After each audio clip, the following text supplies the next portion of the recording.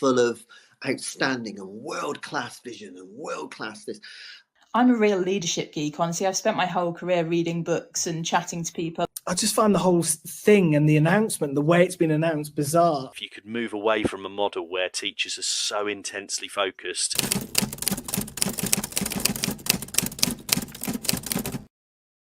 Boom, we're back on. I like that kind of type thing that comes on. It kind of gets the heart going straight away. Good evening, everyone, and welcome to the second Education Tonight. Let us back on, Brent. Well, it must have been that controversial or that bad, so we'll have to see, can we push the board out and get cancelled? We'll crank it up a little bit kind of as the weeks go on, but it's we had a great first show, so thank you for all your feedback, and it's great to kind of get that. But we've got a busy show tonight, so before we kick off, should we say hello to John Brent? Hello, John. Yep, this show is brought to you in partnership with John Catt Educational, publishing professional development books and resources to support great teaching and learning in schools around the world. Have you checked out their latest releases? Please visit johncattbookshop.com to explore their full range of titles and advance your own professional development today. Happy reading. So we've got two big ones tonight, Brent. The first one we're going to kick off with is the Chief Inspector, Dame Christine Gilbert, the right choice for Ofsted. And then it's the second half of the show, we're going to tackle teacher self-censoring on controversial topics. So that might get us kind of up the kind of levels a little bit. We'll be back on the Ofsted list, and we're going back to controversial topics. So what a week. So it's kind of all over the news straight away. The choice that Ofsted have gone with for the after the Ruth Perry's death to lead the review into that. What were your initial thoughts when you heard that, Brent? What are they doing? I mean, seriously, to use a political phrase, they're terrible optics. It's terrible optics. And my first initial reaction was, like most people, was, are you having a laugh? Are you seriously tone deaf? Are you really thinking this is a wise course of action?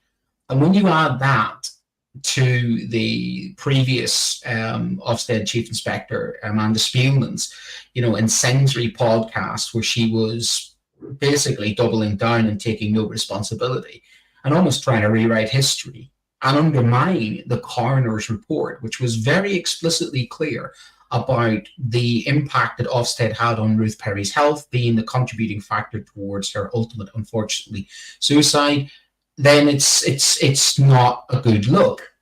However, when you start digging into it and you start looking into the individual, you and I have discussed this and thought, well, it's a tricky one because there's only a small pool of people that you can probably appoint. Yeah. There is only a small pool of people out there with that level of experience. And there is parallels to previous, policies that we've seen being reviewed. I've had mixed feelings on those before. We've had the Chilcot inquiry into Iraq. We've had, the inquiry into Bloody Sunday, which was the second one. The first one was an absolute whitewash. I mean, history's dotted with, your JFKs and all sorts of stuff when you're asking a person who used to lead something to run an inquiry. Classic example in my own personal life was looking at high-speed rail when a former chairman of HS2 was looking into HS2, and the vice chair of that report didn't even put his name to that Okavi report because it was considered to be controversial and not the person who should have been reviewing it. But what do you think about the way she started? So straight away, she's saying there that Ofsted has accepted it's vitally important for us to learn from this tragedy and has asked me to help them. So is that important that she's going in with, we need to learn, we need to listen, we need to learn? Yes, but the problem is you're starting off with it. It's like a football match with a referee. And you have to have an impartial referee, don't you? People who are the stakeholders involved in this have to feel that the person who is doing the review and looking into this is neutral, impartial, and has, in some ways, no skin in the game. This is an ex-member of Ofsted who is leading a review into the death of Ofsted. Of the head teacher as a result of Ofsted, which the coroner's report is quite clear. However, in defence of, Dame Christine Gilbert, she has had some people defend her and say her integrity. I'm not questioning her integrity. I'm not questioning her ability to do the job. I'm not questioning her stature within education and having the qualifications to do the job. But it's how it looks, how it feels, and how it's come across. It's the context that's important. And I think that's unfortunate that whatever findings may happen, we'll have that cloud of, if it's not what we think it's going to be, then there will be that, well, we told you so. So I think it's a difficult job. I'm going to say I feel a little bit of sympathy for her, because she's been put in a really rock and a hard place, because she is an ex-member of Ofsted. But as I remarked to you, I don't recognise the Ofsted from now to the Ofsted that she led. Yeah, that's what we mentioned last week, wasn't it? That we felt there was like a big change, maybe in 2010, just after the white paper kind of came out on education with Michael Gove, that there was kind of a different Ofsted that came after that, which actually it's kind of felt that she was kind of moved on after that review. And when kind of Ofsted then restarted back up with this new focus on the shorter inspections, then she was kind of on her way out anyway, wasn't she? She kind of moved on by then. I think she was a casualty of the political winds of change that happened under the Govian era. Those of us in education long enough know. But it's interesting, isn't it? Because the Govian epoch, the Govian era, gets its own little era in education. Part of her history is that when she took over at Ofsted, she was accused then of being too close to the then Labour Party. So she's kind of had this controversy with her all the time. But on the screen, you can see kind of John Coles, who's the CEO of Unite Learning, has come out and defended her, as has Mary Bounstead as well. And they both talked about this thing about integrity. But as you can see there straight away, that they seem to be some kind of lone voices. There's Vic there saying that good to see Ofsted marking their own homework. So there are people who are quite prominent people coming out to kind of talk about her integrity and professionalism. But the fact that you have to already start from that baseline where that person is questioned is not the right start for this. You know what I'm saying? You want that impartiality, you want that faith, that trust, because that is the problem that we've had, is the trust is gone. The trust is gone in many aspects of many society at the moment. So you're looking for someone of a certain gravitas who has got no skeletons in any closet whatsoever, who could be considered to be impartial. But the fact of the matter is, to go to an ex-head of Ofsted, to look into Ofsted, it just does not look good. It looks really, really bad. It looks and it smells bad. And the problem is, if it was an isolated situation, people would go, well, that's fair enough. But we see this too often, for instance, and it smells. And I'm not going down the conspiracy route, but it smells of a cover-up already before you start. And that is not where you want to start this inquiry. You want to start this where you have a situation where somebody is feeling that they have a fair chance. Just give us a second. Do I make sure my plug is plugged in? But I'm about to buzz. It's interesting. I think what you're saying there is really interesting, because they've had to almost prove the integrity almost from the get-go, straight away, rather than, it should be a given, really, shouldn't it? That the people who are put in charge of reviews have integrity. You shouldn't have to kind of say that. But there you can see Branwen Jeffries is talking about the political capital, using her considerable personal capital, with the education professionals to assert a robust, independent nature to any review into Ofsted report, including a critical distance from the organisation she has led. But I just wonder, is this a kind of a bubble thing with education? Is anyone looking at this from the outside world, like the post office or any of the other big COVID inquiry? Is this reaching a wider audience, or is this really an educational issue?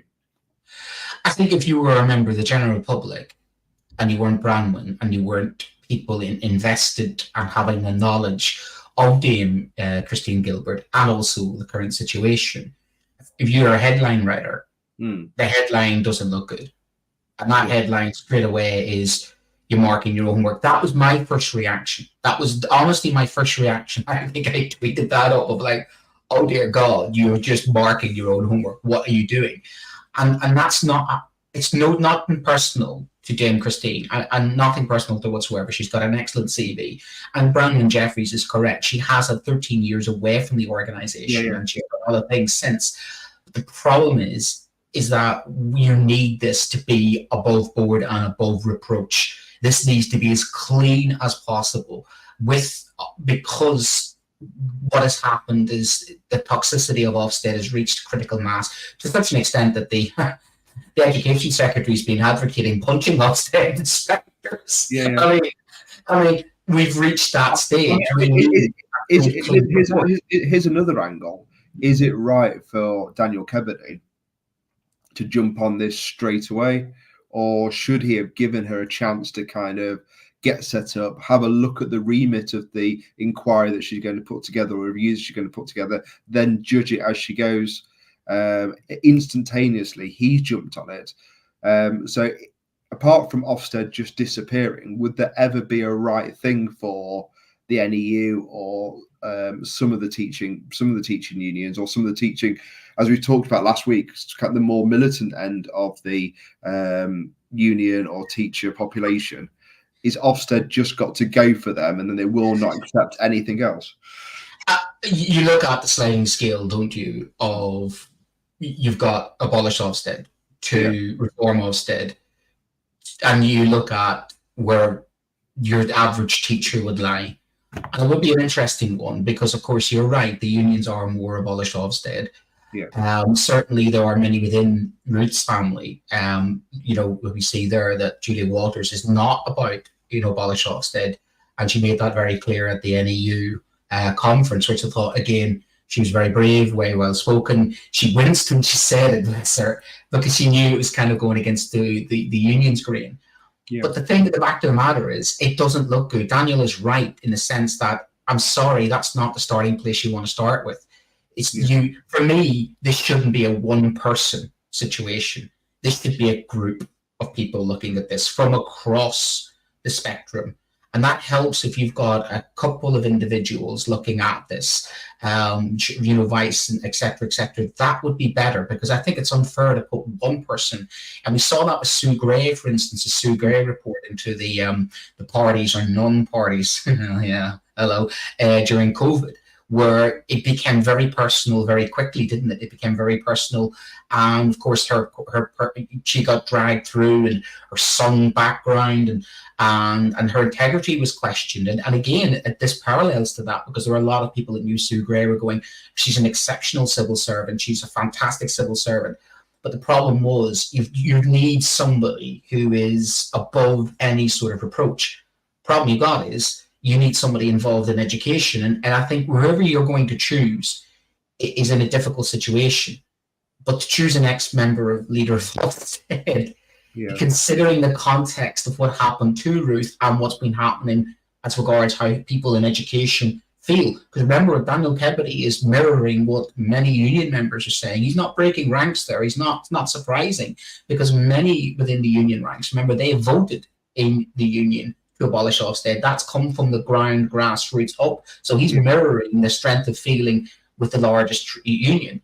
But there is a spectrum of opinions about Ofsted, ranging from it's fine as it is, right through to, I think the majority of teachers would favour a reform, or if not, a rebrand or a rebooting of Ofsted, or let's do Ofsted, Spider-Man Part 3, you know what I mean? A soft reboot of Ofsted. Should we go for a soft reboot of Ofsted, or should we, go for canon continuity to use the media and use the movies of it?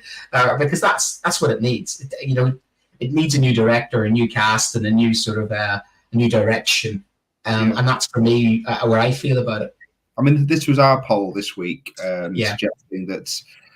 Again, I guess the audience we're talking to here is my kind of social media bubble is going to be kind of teachers, probably teachers that have been in unions or been part of unions for a while. So you can see that's a resounding, no, she shouldn't have been put in charge. Or it doesn't matter. We're not talking about the personality here. We're talking about somebody who has got that kind of heritage with the organisation. But it's really interesting. We talked earlier about, who are the possible candidates to do these types of reports that have the experience, have the kind of gravitas in the industry, but then are not kind of interlinked. And you have this all the time with any kind of public inquiry. Who are the right people, and to kind of really pull people together, and we don't know yet. She might be that person. She might really reach out. She might really start talking. She might really open up that big talk. We don't know. That might be another string to this. Might reach out and talk to teachers and speak out. But we've got a message from Sue. So thank you very much on LinkedIn. Education is certainly an absolute bubble. The vast majority of professionals have never worked in any other industry. What independents could be outside looking in on what could be impartial, but also know the industry well enough. I just think it's interesting because particularly thinking about Julia Waters, she has been kind of reaching out with this. And I think that she'd be on the BBC News. She's done stuff with podcasts this week, and I'm pleased to say she will be on Teacher Talk Radio on the 23rd as well. But she's doing a lot of work really to kind of make sure that Ruth's legacy does kind of reach out, so the wider public are more aware of some of the issues that went on there, just so people know what's happening to their children's head teachers when Ofsted potentially could come in and cause a very stressful situation. I think Professor Waters is pursuing an engagement model, and I agree with that to a certain extent, because that's how you get involved in politics. For instance, like decision makers, you try and get into the decision making cycle, and you try and to nudge people towards the correct decisions, and that's what lobbying is for. Yeah. And to a certain extent, that's why you see Julia doing that. And I think that's fair. I think that's right that she does that. And what's interesting is her response was also the campaign group, behind, getting the coroner's report. They're not happy. No. They aren't happy. Their initial reaction, much like mine, much like Daniel's, much like our poll there, is very straight away going, it's the trust thing. It's just because we've been burnt so much. It's the legacy issue of how the lack of transparency, the lack of listening thus far. It's a bit like that toxic relationship when somebody says they're going to change, they're going to change, they're going to change, and you go, oh, I've heard that before, haven't we? And the pattern of behavior has been it's been surface changes, but not actually deep down changes. And I think that's what we're looking for, is a genuine listen, a genuine change, a genuine transparency, and a genuine feeling that Ofsted has learned its lessons. But when you start that review into Ofsted with a former member chief of Ofsted, it doesn't look good. It really doesn't look good. And that means whatever happens afterwards is going to be tainted by that question. That cloud will hang over, unfortunately. And that's no reflection again to Dame Christine. And you're right about education. We talked about this. What do they do in industry? Is this a public sector thing? It seems to be. Every one of those reviews I talked about earlier were actually internal, weren't they? The Iraq War, the what do you call it, the partying scandals. All this. this is the problem. You do need that independence. You do need that person who takes a step back and comes in. And that's why I think a committee of individuals and stakeholders, including parents, would be really interesting to have on board. You know, and they could come at it from a different perspective. And again, you know, the ordinary teacher on the ground, their experience, we did that 3.5 hour show where we had head teacher after head teacher ringing in with their horror stories, saying what Ofsted had done. This has to stop. It has to change. The problem is if we don't get the result we think, it's confirmation bias, isn't it? We're looking for a certain result. What happens if they turn around and they say, oh, no, sorry, this is not what we want? Then, unfortunately, Dame Christine's going to be tainted with, well, we told you so. Yeah. And that's the problem with this, isn't it? If it doesn't go a certain way, she's on a hang to nothing, because either way... That's what concerns me about the way some teachers and unions are looking at this, is are they almost trying to force a particular viewpoint on this inquiry from the start? They're not letting it be independent by straight away saying, well, you're the wrong person. And therefore, it doesn't really get a chance to get off the ground. But as you've rightly said, you know, the optics of that were always there, weren't they? And you know, there should have been someone advising around the optics from the start, saying, well, this union is going to say this, this person is going to say this. Should we just have a look at some clips of Dame Christine Gilbert from when she took over as Ofsted? Because I think they're quite enlightening in terms of just understanding a bit about her, who she is, and what her goals were when she was in charge of Ofsted. So just to think about kind of what she might then bring to the table in this new role. So the first clip is about kind of how they're going to kind of support schools. And this goes back to what we were saying last week about, the support mechanism that Ofsted could give if it was done differently, or what it was like before. But there was also, I think, a belief that one size fits all was no longer right. And while it was important to have a universal framework, if you like, that we shouldn't be doing the same amount of inspection activity in a school that's high performing and a school that isn't. So the school that isn't really responds much more to more frequent visits and so on. So it's given you flexibility? It has. It's given us a proportionate approach to inspection. So a very light touch in some of the schools now, and more support for satisfactory schools who've got some real problems in one or two areas, but also in schools that are in special measures, who absolutely, well, almost completely will tell you how positive the experience has been for the school. I mean, that sounds very positive, doesn't it? If you just isolated that clip and didn't know anything about her and you kind of listened to that, that sounds like the Ofsted that we talked about, back in kind of 2005, 2006. I remember being Ofsteded a few times in that first around 2005 to 2009. And, it did feel very positive. It felt very bespoke. It felt personalised. It felt like you could have a conversation. There was less fear. Yeah. There was less fear. There was less sort of preparations towards the will and the mind of Ofsted. And you didn't have these consultants earning an absolute clean fortune reinterpreting the will of an organisation that could make or break you. So there's something happened to Ofsted around about 2011, 12, 13. Around that time, it just changed. And ironically, it was under that administration, Dame Christine's administration, that it was a more supportive Ofsted framework. Now, don't get me wrong, it had issues too as well. It did pick on some narrow parameters, and it was unfortunately politicised. But here is the problem. I think I'm going to say something that's quite contradictory to myself. I think education is far too in the political sphere of influence. It should be withdrawn out of politics, and it should be one of those things, much like our utilities, that should be national owned in the sense that it should be above reproach, and there should be a consensus on what we do with our children, educate our children over a longer period of time.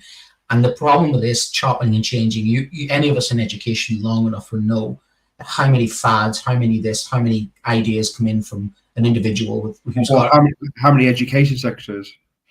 education sector trying to put the mark on education by a big fad or a big sort of thing. I think Ofsted is one of those things that has been used as a stick to beat the education system. There's that kind of culture that they've created of, they're almost like the Stasi or the secret police, the big brother is watching you organization. Yeah. And it shouldn't be like that. They shouldn't be that organization. They should be the supportive but critical friend, absolutely, but they should be a supportive critical organization that should be there to ensure standards are met, but also if standards aren't met, they help you to achieve those standards. Imagine we applied Ofsted into the classroom to the children we teach, because that's the asset test. To say I behave a lot with my children the same way I do with adults, because that's that's as good for the goose as good for the gander in that sense. And that's the way Ofsted treats staff, schools. Imagine we applied the same principles to our children, that fear culture, that threat culture. You don't get the best out of people by threatening them or scaring them or making them feel inadequate. You get the best out of people by motivating them, enthusing them, by praising them, and by literally making them feel better about themselves, not the opposite. Do you think there's a direct link there between the way head teachers are being treated by Ofsted and then how head teachers and SLTs then treat the teaching staff in the school? It's a pecking order. It's a cascading pecking order of doom that comes down from the top right down to the bottom. How many times have you sat through? You've got to your first cup of tea on your first inset back, and you're ready to go, and you're going, "Oh, they've got 37 minutes before Ofsted got mentioned." And just your heart sinks. You go, I didn't get an education to interpret the will of some Mandarin 50, 70 miles away who probably had no idea what my kids need. Thank you very much. No, I'm sorry. I'm sick and tired of Ofsted just dictating with little context of understanding. No. Well, I'd love a cup of tea, Brent, but my mug never came. So we'll maybe wait for next week. I was promised to teach a talk radio mug. I've got this. This is the first time I ever got. I was so pleased, and it's genuinely in 20 years. The first time I've ever got one of these like card shop mugs that says "This is what the best teacher looks like." So that's my fault this week. I'll hang on to that. Should we have a look at the second clip of Dame Christine talking about the quality of schools? But how confident are you, or what systems do you have in place to make sure that the inspectors you send into schools are fit for purpose? I've been really impressed with the way that Ofsted has done that. As you probably know, the inspections are contracted out, but with the new system, part of the deal, if you like, with I understand in the consultation, was that HMI would lead more of them than they had done in the past. So HMI lead about 75%, 3/4 of the ones in secondary, and a much lower percentage of the ones in Did it used to? primary. What figure did it used to be? I hadn't realised there'd been that. Not change. sure, but this is a dramatic change. This is a dramatic change. But beyond that, we have a very detailed process for checking quality of the contracted inspectors. It's a very strong, secure system. And there's a right of appeal now, of course. There is a right of appeal, and I have been really keen to say to people, if you don't like it, if something went wrong, please complain, so that we can think about what you've told us and we'll learn from what you're saying. So there again we have. Sorry, I didn't mean the quality of schools, but the quality of inspectorate. Our man behind the scenes just pointed out, Brent, that the interviewer there was Estelle Morris. It was, yeah. I thought that. The former Labour Education Secretary. So it's unfortunately for Dame Christine, it doesn't do well in terms of pulling herself out of political kind of spheres and influences. But so again, if we just took that clip in isolation, we're hearing kind of learning, wanting to hear more. Please speak to us. That's what we want, isn't it? That is the Ofsted that we need and want. Well, it's the Ofsted that we love, because when you look at that, right to complain, that made no difference. As head teachers, again, the horror stories of Ofsted judgments that were made by people who weren't even specialists. That's the other thing. I think the quality of Ofsted inspectors has declined over the years. Their recruitment has, much like the same in education, I think they have a skills shortage. And when you have conversations where you have, well, make your scheme of work as easy to understand as possible because you don't know which specialist you're going to get come and inspect you. And I'm thinking, well, I've got to dumb down my history curriculum to make it more understandable because I don't know what look of the draw of Ofsted inspector I'm going to get. Ooh, I mean, that's ridiculous. I mean, you shouldn't have that scenario. You should be getting the best people inspect you. Yeah, I remember having an IT specialist sat with me. He sat with me all morning. We had a great chat. He sat in a couple of lessons. We actually kind of just carried on talking about IT education, and at the time computer science was kind of on the horizon, and it was an intellectual academic conversation with a professional. Two ways, yeah, absolutely, 2 ways, and it felt like we're on the same level. He wanted to help me, and I wanted to showcase what we're doing as a school, so he could put that in our report, so that could be publicised. So to summarise, then, so Dame Christine was saying, quality assurance, standards very high. There is a kind of complaints procedure. It begs the question: what happened to Ofsted?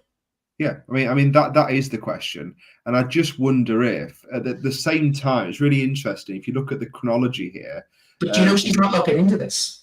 She's not actually reviewing the whole of Ofsted. No, what she's reviewing is the communications and reviewing their conduct during the Ruth Perry situation. So her remit is actually a lot more narrow than we think. She's not going through Ofsted and going, this is where Ofsted went wrong. She's only looking at one aspect of the Ruth Perry inquiry. And that's possibly what we're suggesting, is that she needs to look at a broader issue and with a broader group of individuals further into Ofsted. Because that's my thing about this, is that we should have more scrutiny of Ofsted, because of what she's saying there, something fundamentally's gone wrong. Sorry, we had a text up there. Yes, so it's just Sue was just talking. Sue's been back in touch, so thank you, Sue, for keep getting in touch. The most recent Ofsted inspection, February, so fairly kind of current, was fair and thorough. The new keep in touch sessions were popped in for well-being throughout the day. Complaint helpline referred to constantly, so that's good. Of course, it did feel like a 48-hour interview, and the whole staff were exhausted afterwards. And so that's the other thing, isn't it? Okay, but that sounds like they are following through. And again, I'm sure, as always, there are excellent inspectors that don't want to cause any mental health issues, will be as devastated as everyone else with the death of Ruth Perry, and really want to kind of go into schools and inspect them and give them feedback and do their kind of altruistic thing for society. What's interesting is it popped up on Twitter is Mr. P, the IT guy. Yeah, he just put up on his Twitter feed, I got the call. And it's interesting when you follow his Twitter feed, it was all good luck, best of luck, but may the force be with you. Literally it was a kind of like, oh, God bless you, we get it, and that it shouldn't be that kind of fear culture that it generates of kind of how many head teachers out there, how many deputy head teachers out there are sitting beside a telephone waiting for or joking when we could have Ofsted next week. They're in the classic. They're in the area. They're in the area. I think many conversations you overheard with somebody's going, let's go down the road. They got Ofsted. They're in the area. And it's that. We should be able to track them in Google Maps. It should be like an app that follows Ofsted around. It's like a map, isn't it? Someone could, like on the movies, someone could put like a thing under one of the cars. Follow them around.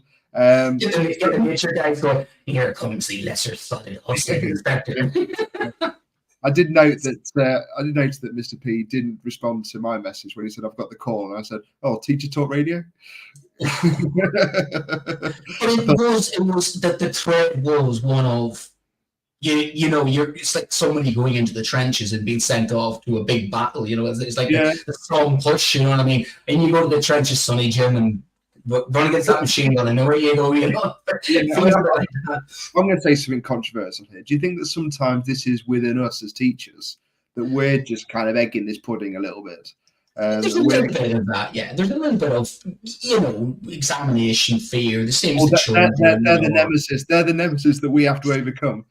Yeah, and that would be, you know, it's the same as doing a driving test or any sort of scrutiny whatsoever. You know, same as, you know, when some people come in and observe you.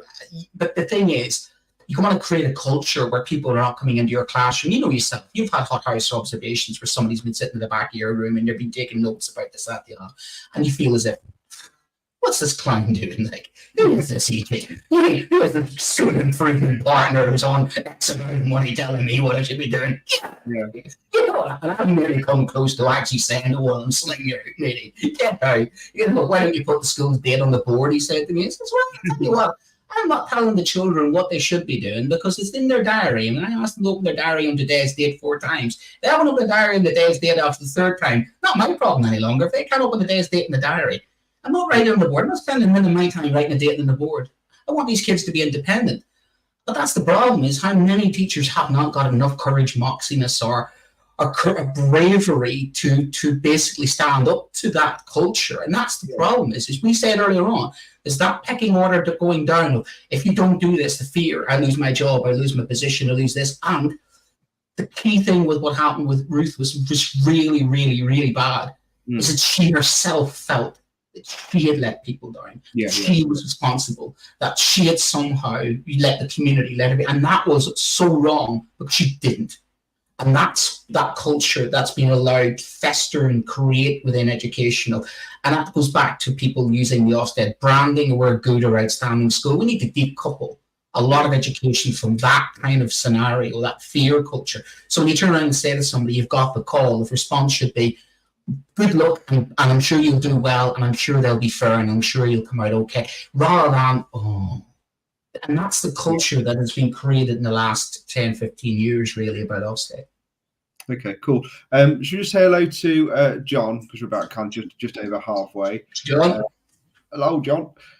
This show is brought to you in partnership with John Catt Educational, publishing professional development books and resources to support great teaching and learning in schools around the world. Have you checked out their latest releases? Visit johncattbookshop.com to explore their full range of titles and advance your own professional development. Happy reading. And follow John Catt. There's fantastic resources. Always, I've got a bookshelf here next to me with lots of different mini John Catt books, and they're quite good sometimes. They're quite kind of he's got the knack of brevity, which I quite like with the book. We can just kind of just open it up and kind of just do a little bit as you go.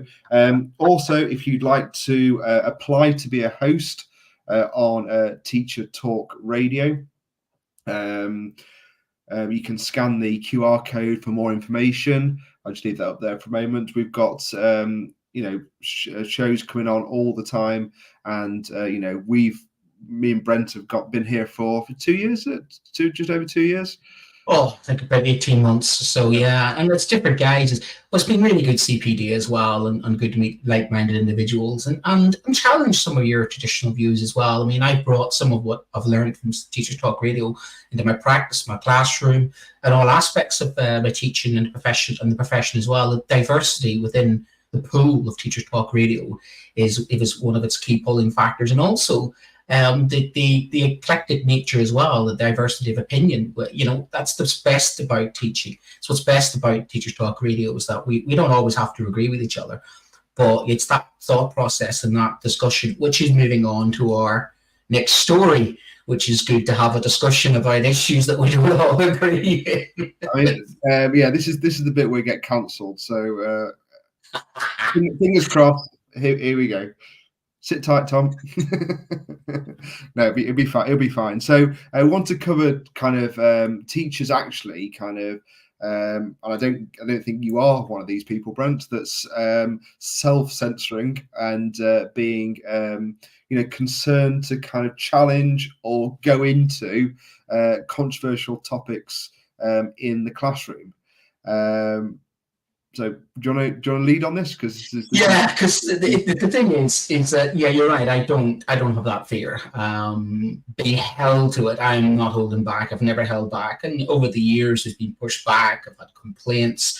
I've had discussions with parents. One parent in particular, he didn't like the fact I said England's not a country, England's a nation. And well, it's not. There's 14 different reasons. Would you like me to tell you geographical reasons why it's not?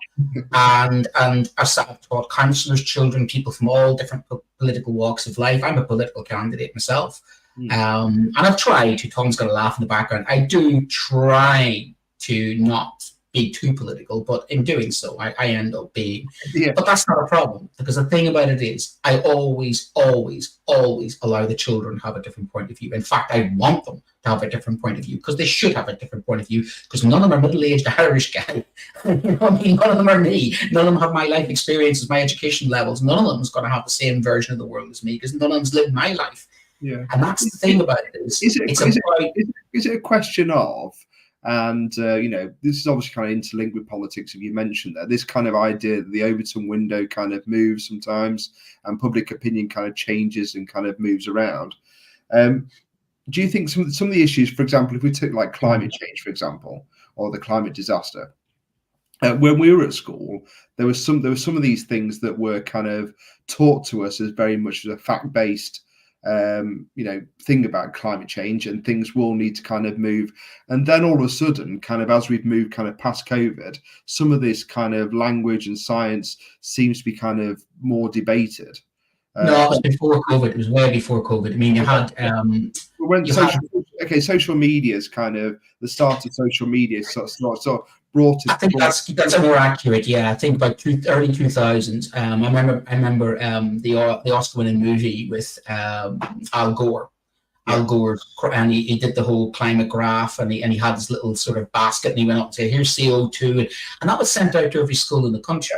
So that was sent out as a teaching material to every school in the country about 2005, 2006. So one parent wrote into the government and said, "No, this is contested," and they had to pull it, and they had to apologise and said, "We shouldn't have sent that out because it's opinion rather than fact." And I made a note of that, and I thought to myself, whoa, that's different. And that's the thing as well. We are one word away from our reputation being destroyed. We are one complaint from one child or one parent going to a newspaper, and we are done. We are one PowerPoint slide away from the oblivion. That is the problem that we have. And I get it why some people are self-censoring in some schools who don't have maybe the support of their heads of department. They don't have the gravitas, or I'm lucky that I've been in my school long enough now, it reaches the stage where it's like, oh, well, it's Mr. Poland, Yeah. And in fact, where I have parents sit down and going, "You start arguments on purpose, don't you?" And I'm going, "I do." At the dinner table, you are discussed. Good. I want you to talk to your child and do your job. So that's my job, to get you to talk to your child to do your job. So thanks very much for that, because that's me winding your child up to get your child to actually bite, to get your child to think. The danger of this is if you do that, then you get the wrong parent. They'll be on the blower to somebody saying, "The teacher's done that." And you've had a situation where there's people out there doing the gotchas. Kids now try and engineer scenarios to get you talking about things, to take it out of context. So you use that word, Let me explain to you the word context. No, I said William the Bastard was the leader of the Norman army. No, I didn't swear.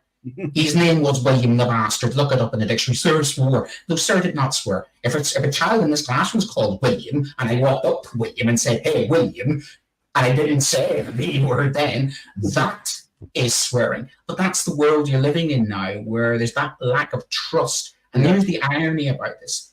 We are needed more than ever as educators to be the filter, to sort out some of these issues, these controversial issues, because what is happening is the vacuum is being filled by those extremists, the county lines, the online groomers, all of that stuff, all of those horrible, nasty individuals, your Andrew Tates, your Islamic fundamentalists, these far-right extremists, all of those groups are now having direct access to a lot of our children. And if we don't engage, we don't discuss, we don't create that safe environment, we don't have these conversations, then somebody else is going to. And if somebody else is going to, they're not going to be doing it in a way that, from the benevolence that we're going to be doing it, they're going to be doing it away with their own agendas. And that's what we're seeing is a lot more. And that's what worries me about this. And I get why people are self-centering, because there is a risk involved in not. But the risk in not is our children being educated by echo chambers, all, you know yourself, all the stuff that's out there that is very dangerous to our children. Yeah, so I just wondered. You got a thumbs up from Tom Rogers. Fully agree.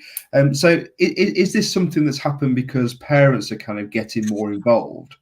So we're a bit more worried about kind of parents kind of asking their kids and then kind of getting half a story from a pupil coming home from school. Like you said there's a particular phrases that are used. I'm sure, I know, for example, the design, tech, engineering departments have loads of kind of words that could mean other things for their products. But I just wonder sometimes, again, what words are we talking about there? Is this the part where I don't know if we have beat buttons or the emojis kind of to come up, but is it because then a child goes home, because I have it with my kids, they come home and kind of half tell a story, and then you go, and as a parent you kind of, as a teacher, you go, are you sure they said that, or did they say this? Oh yeah, they probably said that.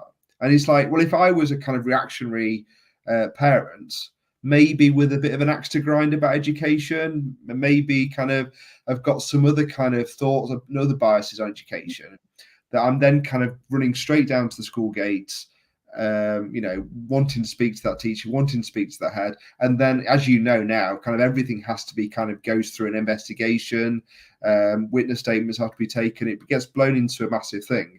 And actually, it was a simple, turn of phrase like you just said, taken out of context. Well, your history teachers and English teachers especially are vulnerable. I think people like year heads are vulnerable. Pastoral people are vulnerable, because if you push back at a parent, you push back at a child, sometimes they attritionally go to war. And and you cannot help that. That's the nature of what's happening in education. And spurious, as a union rep, I can tell you there are spurious, baseless claims being made against teachers. Almost a litigation culture of, I've got this on you, I'm going to use this against you. And it's power, isn't it? It's kind of undermining us. And well, I guess the child taking, in a kind of psychological sense, they're taking back power after they feel powerless, don't they? Of course, yeah. But that's the thing. But here's the thing. We're a profession who's been hollowed out as a profession. And you see that with teaching the scouts to teach and making, teaching apprenticeships. And we're seeing, the qualifications needed to be a teacher being lessened and lessened. You cannot quantify sometimes the debates I've had with those children that 10 years down the line, I got a message. During COVID, I got a lot of message during COVID from kids. Sir, that lesson you taught me in year 9. Sir, that lesson you taught me with this. You plant the siege, or that discussion, that debate I've had in my classroom, trans discussion. It was you guy Smith, what do you call him? The pop artist, Sam Smith. And I showed a picture to the kids of Sam Smith, and it was, here's the 80s where they were dressed up in their makeup. You had Freddie Mercury doing his thing. You had all the pop stars of the past. It was the David Bowie link, wasn't it? Yeah, David Bowie. What was David Bowie? Are equally. I'm saying recently we have one of the ancient Egyptians called Hathor, who was completely gender neutral and had pronouns 3,500 years ago. I get sick and tired of everybody making out that all of these things are all new. It's like, wow, what's changed in the world? The world hasn't changed that much. What's happened is an amplification of the world's perception has changed. The reality is things have always been like this. People just weren't aware of it. And that's what's happening now, is that kind of is blowing up into a kind of larger kind of critical mass. And by discussing these things, by taking the sting out of it, you sort of go, well, look, here's Sam Smith dressed up as whatever he's dressed up in one of the awards, starting to look like a human question mark. Here's Elton John rocking up in the 70s with his platform. Come on, guys, seriously, rock stars have always pushed the boundaries. Nothing new about that. Hey, let's get on with it. But the problem is my kids straight away went, "You just misgendered them." I went, "Oh, for God's sake, you want puritanism there? I'm really sorry. What did I do? What did I do something wrong?" And straight away there was an element of their culture and my culture. And I hadn't fully twigged on to it yet. I hadn't fully twigged on to what's happening. And it's a bit like, the problem is that as you get older as a teacher, it's like, what's number one in the charts? I have no idea. I couldn't care less. I don't think kids have an idea. It started in 2005 for me. That's where music finished with me. And there is an element of that one of the things about us teachers is we have to keep up with the kind of culture, because as they often say, you can't teach the generation that you are. You've got to teach the generation you're teaching. And that is, we're almost like, those football teams that get renewed and new players come in. You've got to reinvent yourself. And you've got to keep yourself fresh. And you've got to find ways to communicate with young people.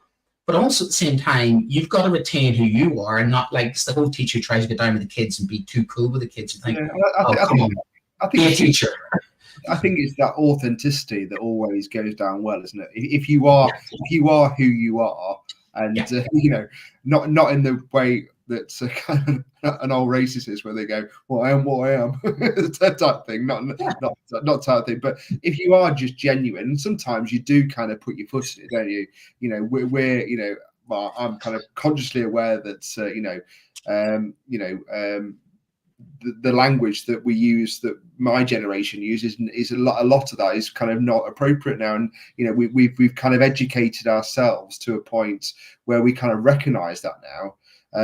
But how many people have had that conversation where they've said, "Well, crikey, if then was now, I'd be in kind of a difficult position." Context is always important. Context is always important. The context of the conversation, the context of your lesson. So looking at some of the issues that have created controversy, Israel and Palestine. Yeah. The problem you've got is, and I am someone who has taught these lessons, and I've taught the Holocaust, and I do teach, it's the one topic that you have to make sure you teach as an historian. And I do teach Middle East. I taught at GCSE. I have my own personal opinions. The kids know my background. But I equally have a balanced and a fair point of view of both. You have to give facts.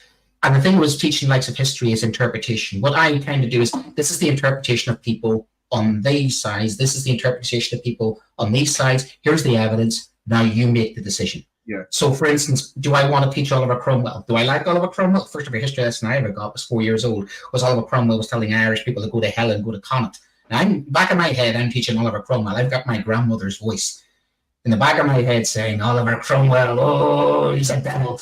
We even sing songs about Oliver Cromwell being the devil. But I present the kids with Oliver Cromwell, warts and all, literally warts and all the evidence for Oliver Cromwell being a great hero. He's got a statue outside Parliament. I'm a man who stood for Parliament. So who am I to try and say Oliver Cromwell's all bad, when the fact I want to actually go into the Parliament, which he helped fight for, and help create some democracy? You have to look at it the broader, and you have to put that to one side. And you've got to say, "Hey, these are my opinions." But remember, these are my opinions formed in the way that my opinions are formed. I think it's important we show children how the opinions are formed, where the opinions come from, and that there are various different opinions out there, but that they are free, provided they do one thing. Provided they look at as broad and balanced as opinions as possible. That's where schools really need to do the work, is they need to source the information as apolitically as possible. They need to get as many different people as possible. They need to, and as Jack P, the RE teacher, because RE teachers are brilliant at this, he's a philosophy and ethics teacher as well.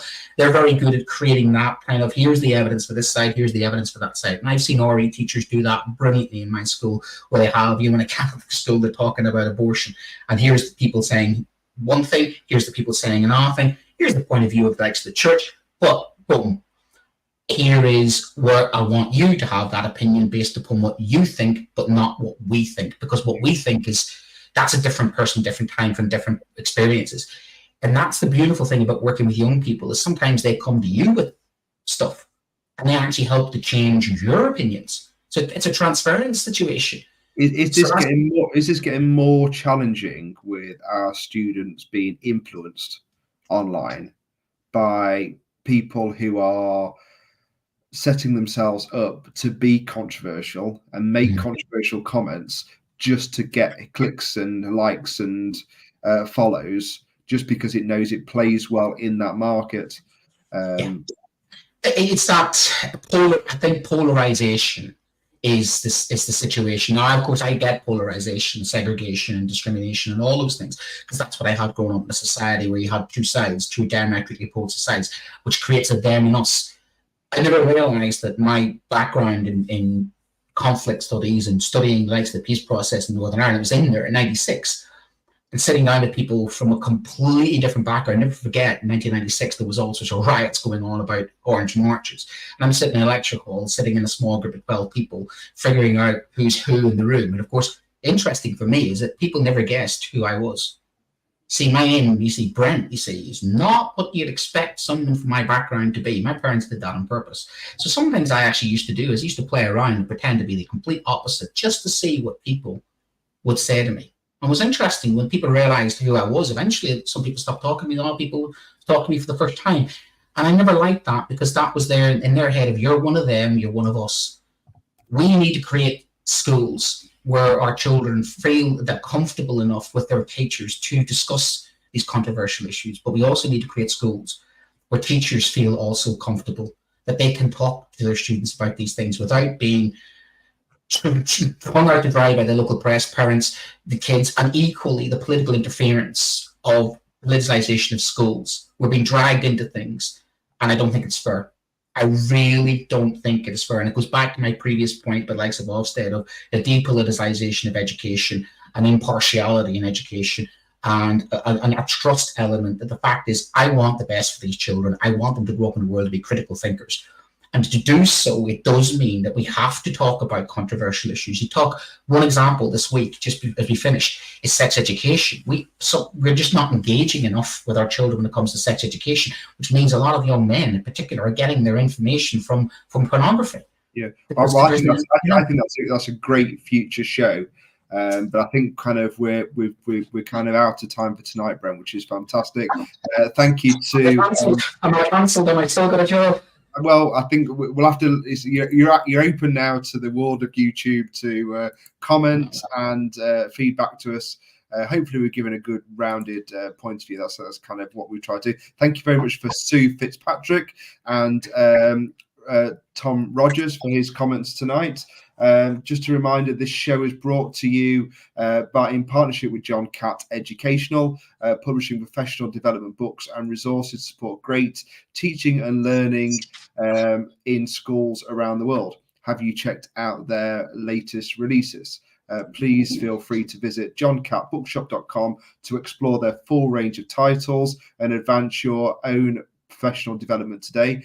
Happy reading. If you want to become a Teacher Talk Radio host, please click on the QR code for more information. If you've got an idea for a show, or you want to kind of visit our back catalogues, or me and Brent's Education Tonight, or you want to kind of look at the whole host of other things, you can also follow Teacher Talk Radio on Twitter. That's also an excellent way to kind of keep in contact with us and see what's happening.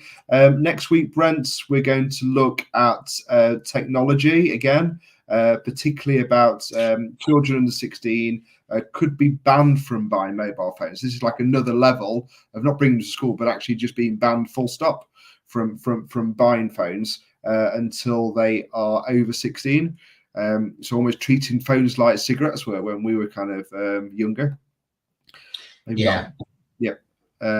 Or as we've said, as the horse already bolted on that, and we're trying to kind of backtrack on those issues. How's that kind of gone? So hopefully, if you want to kind of get involved with that particular show, or you have any insight into how technology is affecting children, if you're a psychologist or a neuroscientist, or if you work in education, you've got a particular kind of thought on mobile phones, it'd be great to hear from you in advance of the show, so we can kind of get you on as a guest, because that's what we want. We want this to be a more a collaborative show. As much as I'm sure Brent could fill 3 hours if we just let him loose, but it'd be nice to kind of have more and more people kind of coming in and welcome the comments on. I think the comments today were on LinkedIn, which is good. So making branching out into LinkedIn, but also YouTube and Twitter as well. So looks like spring is here as we're about to go back to school. The weather's coming, as always, at the end of these holiday. The weather turns nice. Time to get rid of the holiday beard and return to the clean, slick face of the professional teacher who's wearing a shirt and tie. I do want to do a show on that sometime. Should we still wear a tie to school? Well, I had the conversation because I've moved to a college, and one of the things I asked my line manager straight away was, "Do I need to wear a tie anymore?" And she said, "Nope." So I was like, "That." Phew, that's the man shackle has finally come off. Okay, it was 9 o'clock. So thank you for all your support tonight. I hope you have a great week. High pollen alert tomorrow, so be careful if you're suffering from hay fevers. But we'll see you next week from 8 o'clock again, live on Education Tonight. Thank you. Good night. Full of outstanding and world-class vision and world-class this. I'm a real leadership geek, honestly. I've spent my whole career reading books and chatting to people. I just find the whole thing and the announcement, the way it's been announced, bizarre. If you could move away from a model where teachers are so intensely focused